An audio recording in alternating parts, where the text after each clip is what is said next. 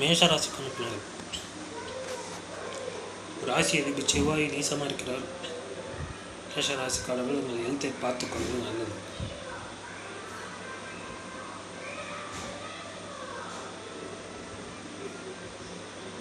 தேவையில்லாத விரயங்கள்லாம் ஏற்படலாம்.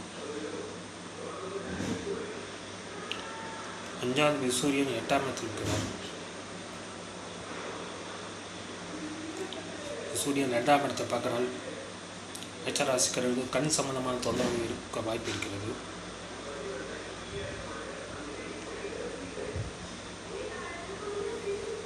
ஐ செக்கப் பண்ணிக்கிறது நல்லது. ஐ செக்கப் பண்ணிக்கிறது நல்லது. சூரியன் மாத பிற்பகுதியில் 9ஆம் இடத்துக்கு வந்து விடுவார்.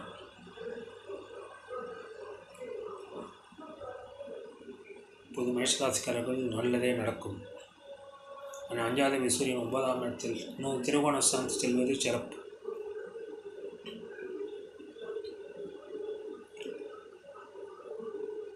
ரெண்டாம் இடத்தில் குரு இருக்கிறது.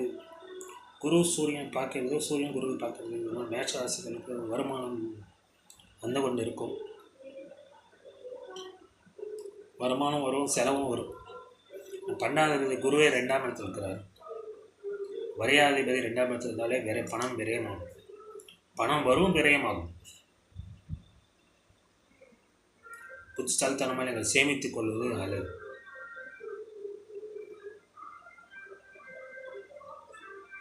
புத்திசாலித்தனமாக சேமித்துக் கொள்ள வேண்டும். சுக்கிரன் 10ஆம் இடத்தில் இருக்கிறார். செவ்வாய் நேரடியாக சுக்கிரனை பார்க்கிறார். சுக்கிரன் நேரடியாக செவ்வாயை பார்க்கிறார். செவ்வாய் சுக்கிரன் தொடர்பு மேஷராசிகளுக்கு ஒரு சொத்தை வாங்கலாம். இது லேண்டாக இருக்கலாம், வீடாக இருக்கலாம். கணவன் மனைவி அந்யோன்யம் இருப்பார்கள்.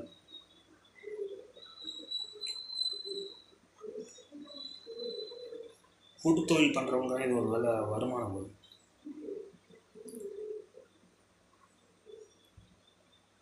ஹோட்டல் பிஸ்னஸ் நடத்துகிறவங்க நல்ல வருமானம் வரும். 12ஆம் இடத்தில் ராகு இருக்கிறார். அலைச்சல் இருக்கும், டென்ஷன் இருக்கும். சில பேர் தூக்கமே வராது. 12ஆம் இடத்தில் ராகு இருக்கும், தேவையில்லாத விரயங்களை ஏற்படுத்தும். 14ஆம் இடத்தில் சனி இருக்கிறார். செவ்வாய் சனியை பார்க்கிறார். மேஷராசிக்காரர்கள் வாகனத்தை செல்லும்போது எச்சரிக்கையாக இருக்க வேண்டும். விபத்து நடத்துக்கு வாய்ப்பு இருக்கிறது. செவ்வாய் 8ஆம் பார்வையை சனியை பார்க்கிறார். செவ்வாய் பூச நட்சத்திரத்தில் இருக்கிறார். ஸோ மேஷராசிக்காரர்கள் ரொம்ப எச்சரிக்கையாக இருக்க வேண்டும். வாகனத்தை செல்லும்போது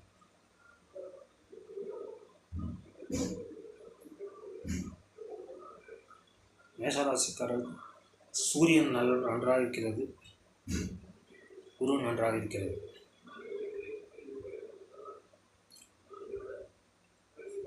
மற்ற கிரகங்கள் சாதகமாக இல்லை.